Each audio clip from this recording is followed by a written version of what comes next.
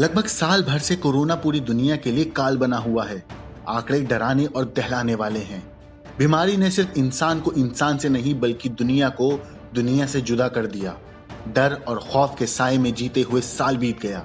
इस एक साल में नामालूम कितनी ही बार उम्मीदों की लौ जली कि कोरोना की दवाई अब आएगी तब आएगी।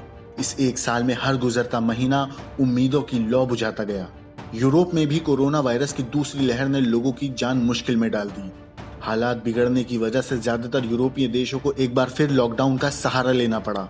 लॉकडाउन के चलते अर्थव्यवस्था पहले से ही चौपट है, लेकिन कई देशों की हालत इतनी बुरी है कि वहां लॉकडाउन के अलावा दूसरे कोई विकल्प बचे ही नहीं है।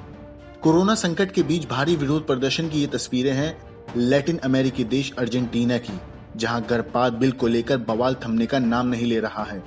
राजधानी ब्यूनस आयरस की सड़कों पर हजारों महिलाएं उतर आईं और बिल का जोरदार विरोध किया। हाथों में पोस्टर बैनर के साथ प्रदर्शन कर रही महिलाओं की मांग है कि संसद में पेश गर्भपात बिल तुरंत वापस लिया जाए। दरअसल इस महीने की शुरुआत में राष्ट्रपति अल्बर्टो फर्नांडिस ने संसद में गर्भपात से जुड़ा एक बिल पेश किया है। अगर ये बिल पास हो जाता है तो अर्जेंटीना में महिलाएं अपनी मर्जी से गर्भपात नहीं कर सकती हैं। फिलहाल अर्जेंटीना में गर्भपात गैर कानूनी है। सड़कों पर उतरी इन महिलाओं का कहना है कि गर्भपात नरसंहार है और देश में इसकी इजाजत नहीं दी जानी चाहिए। आपको बता दें कि महिलाओं का एक गुट लंबे समय से गर्भपात कानून में बदलाव की मांग कर रहा था, जिसके बाद राष्ट्रपति ने संसद में इससे जुड़ा बिल पेश किया। अब महिलाओं का दूसरा गुट इस बिल के विरोध में उतर गया है।